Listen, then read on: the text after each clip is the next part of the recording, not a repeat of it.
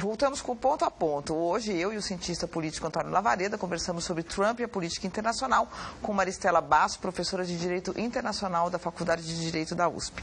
Professora, seguindo na Coreia, a questão da bomba atômica, ter ou não a bomba atômica. Recentemente, não lembro se eu ouvi isso numa entrevista que eu fiz com o Lula, ou se foi do ex-chanceler Celso Amorim, que quando estava a questão do Irã, o Lula falou, Celso, vem aqui, o que você acha do Irã ter a bomba? E que o Celso Amorim falou para ele, se eu fosse iraniano, eu achava que deveria ter a bomba. Como eu sou brasileiro, eu acho que a gente não deveria contribuir para ele ter a bomba. A gente tem que trabalhar pelo acordo. Enfim, ter a bomba no fundo é uma vantagem e a Coreia certa em ter tido a bomba e agora ter força para fazer uma negociação no cenário internacional que lhe traga vantagens, como a senhora estava falando? Talvez se não fosse o programa nuclear deles, a gente nem falaria da Coreia do Norte, né? Porque, e nem o Trump virá. E nem o Trump. O problema deles é mais do que a bomba atômica, porque são os mísseis hoje de longo alcance, que são mísseis que já estão preparados e têm tecnologia para atingir os Estados Unidos, continentalmente falando.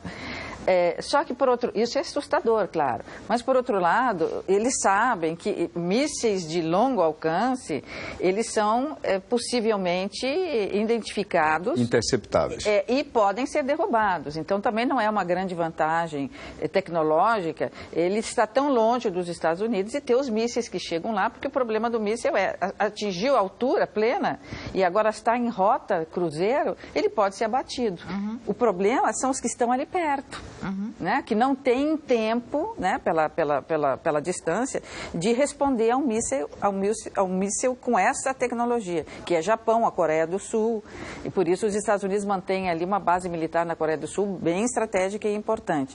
Então, essa questão da nuclearização e dos mísseis é muito relativo, porque eles sabem que, se tratando dos Estados Unidos, os Estados Unidos têm como grande possibilidade de combater isso. Então, o que ele precisa? Ele dá medo naqueles que estão próximos, e os próximos também são aliados dos Estados Unidos. Então, essa reunião vai ser muito importante, ainda que a gente não tenha um resultado imediato no primeiro encontro, ela vai trazer essa aproximação e um compromisso de congelamento das reações dele, até mesmo dos testes, que podem causar danos irreparáveis aos países que estão próximos. Numa palavra, distensiona. Em troca do quê? Do fim ou do recrudescimento das sanções econômicas, né, que possa gerar aí desenvolvimento econômico, que é o que ele está prometendo para a população. Olha, vocês foram compreensivos, sofreram todo esse sacrifício, né, econômico, porque eu estava investindo em armamentos nucleares, agora eu já fiz, e eu vou ter que dar para vocês o crescimento econômico. Para isso eu preciso abrir as portas. Abrir as portas significa sair do congelamento americano, né, das sanções, e fazer comércio. Fazer comércio é estar no sistema multilateral de comércio. Para isso, ele precisa dessa ponte que os Estados Unidos provavelmente vão abrir. Na várias das telas? Professora, mais 2 telas nesse bloco. Na sua opinião, como governo americano, é uma pesquisa de outubro, final do ano passado, Pew Research. Na sua opinião, como governo americano deveria levar as ameaças da Coreia do Norte a usar armas nucleares e mísseis contra os Estados Unidos? Muito a sério, 71%, pouco a sério, 20%. Temos aí 91%, praticamente a unanimidade dos americanos achando que a ameaça é séria. Numa segunda tela... Você acha que a Coreia do Norte é capaz de lançar um míssil nuclear que poderia chegar aos Estados Unidos? Sim, é capaz, 64. Sim. 31 não é capaz. Deslocando para a política, para o impacto doméstico dessa questão que é de política internacional.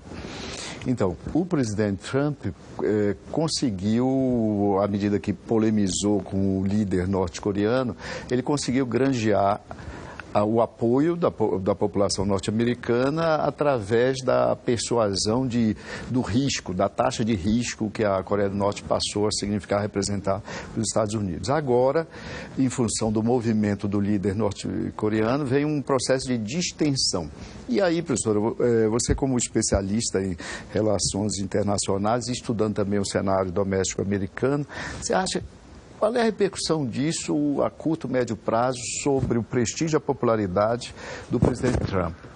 ele vai, de um lado, ganhar porque ele vai tentar vender a ideia de que esse diálogo foi buscado pelo líder norte-coreano em função do endurecimento das suas posturas. De outro lado, ele vai perder a famosa coalizão de opinião pública que se dá around the flag, em torno da bandeira, quando há um grande risco. Que é isso que deu, por exemplo, 91% de popularidade para o presidente Bush e o Bush pai, não é o Bush que a professora remeteu há pouco. Nessa conta de positivo e negativo, de perde e ganha, qual vai ser o saldo na sua estimativa? Ele vai ganhar mais, vai perder mais em termos de popularidade? Ele não é um homem de longo alcance, né? Ele é um homem de curto alcance. Ele trabalha... E é de pavio curto. Né? Ele é um homem do Twitter, então ele é um homem da ação e reação sem reflexão, porque as redes sociais nos possibilitam o quê? Resposta sem reflexão. Então, ele é um homem de pouca reflexão. Então, de um lado... O médio prazo para ele está no infinito. Ele se aproxima do líder da Coreia do Norte e aí fica bem, né? Com o seu, bem de um lado, mas perde o medo. Porque ele diz, bom, agora me aproximei, então eles vão congelar o projeto deles ou vão até caminhar para uma desnuclearização, que bom, estamos todos seguros. Mas se a gente perceber a inconsistência do discurso, por outro lado, ele quer acabar com aquele acordo internacional das grandes potências com o Irã sobre o programa do Irã de nuclearização. O que é uma consistência, porque então ele tira a ameaça da Coreia do Norte e acende aquela ameaça que havia no passado do Irã.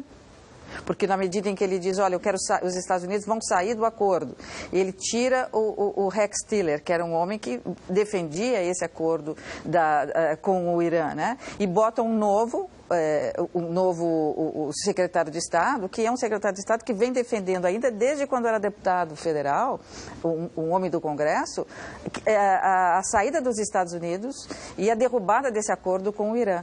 Então é uma incongruência total. Mas talvez não faça sentido ele continuar. Olha, a Coreia, a princípio, vai diminuir a taxa de medo, ou seja, a Coreia como fator de causação de uma taxa de medo elevada, como as pesquisas mostraram aí. Aí ele sabe que isso, por iniciativa do líder norte-coreano, vai esmaecer agora. Aí ele desperta mais incerteza, desloca o eixo da incerteza para outra área para manter elevada a taxa de medo da sociedade. E isso vem em benefício dele. O grande pai. É o estilo dele de grande pai para administrar o medo. Mas veja o perigo, porque atrelado à questão do Irã vem toda a questão do terrorismo, porque nós estamos ali mexendo na casa dos muçulmanos. E o mal-estar com eles, com os governantes do Irã, não significa só com os governantes, porque aí gera todo o mal-estar daqueles grupos mais radicais, os xiitas, e isso traz impacto, consequências na questão do terrorismo. Provavelmente não é levado em conta porque ele trabalha com o Twitter, né? Ou seja, na profundidade do Twitter. Aliás, dizem que quando ele sai do Twitter, a popularidade dele sobe, né? Tem essa tese, né? Ele trouxe, né? A gente tinha a doutrina Clinton, depois veio a doutrina Bush, a doutrina Obama, que são aqueles que mexeram nas relações internacionais num sentido positivo, trazendo uma agenda positiva. Agora nós temos o que se chama a diplomacia Trump, que é uma diplomacia negativa, né? Porque ele vai trabalhando e destruindo até o trabalho que os próprios diplomatas fazem. Professora, em relação ao Brasil, como é que a senhora vê o tratamento do governo Trump em direção ao governo brasileiro, que aparentemente é tratado com um grau bem abaixo da escala de outros países, até da América Latina, né? Por que isso? Nesse momento, eles estão, de fato, não desinteressados, porque o Brasil não desinteressa a ninguém pelo seu tamanho continental, pelo seu papel, né? Mas o Brasil não está na agenda principal.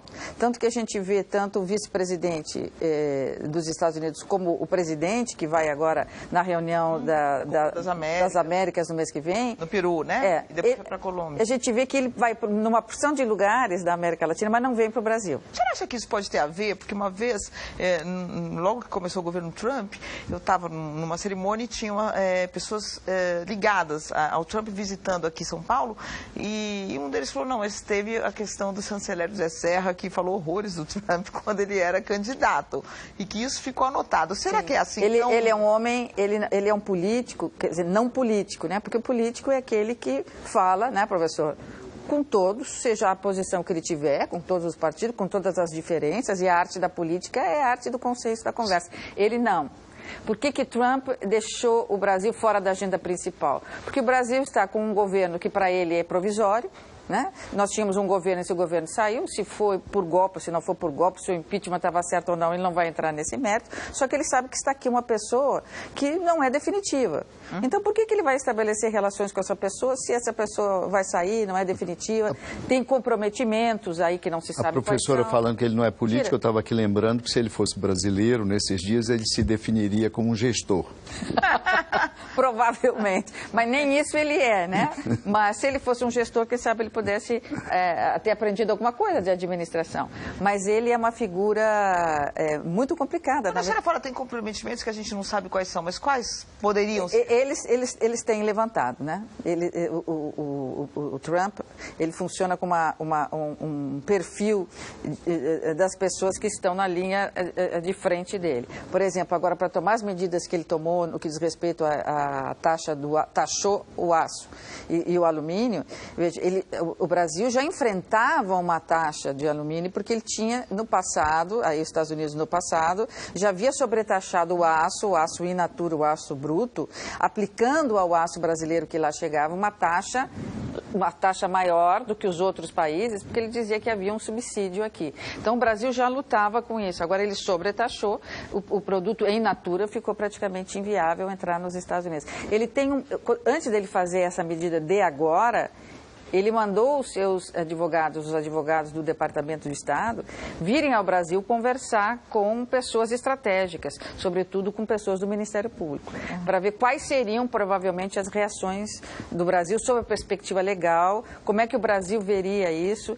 Então ele é um homem que tem mapeado, né? Ele seria bom na espionagem, porque ele tem mapeado. Ele não é tão voluntarioso como a gente, não, nem é um homem que governa por Twitter. Não, ele tem uma agenda secreta, quer dizer, ele conta não só com o pessoal da CIA e do FBI para dar para ele as informações, mas ele também conta com um corpo de investigadores privados para checar se aquelas informações são corretas. Então, se ele sentar com alguém, ele sabe a ficha da pessoa, né? O que a pessoa fez no seu país, como é que ela pensa, o que ela diz. Então, ele não se aproxima de quem realmente não tem uma consistência para ele, e ele pensa nesse momento que o presidente do Brasil não tem a consistência que tem os outros que foram eleitos dessa ou daquela forma, ou não submetidos a mesma legitimidade. A legitimidade. Professora, a gente vai para mais um breve intervalo e aqui no terceiro bloco nós seguiremos conversando com Maristela Basso, professora de Direito Internacional da Faculdade de Direito da USP, sobre Trump e política internacional. Até mais.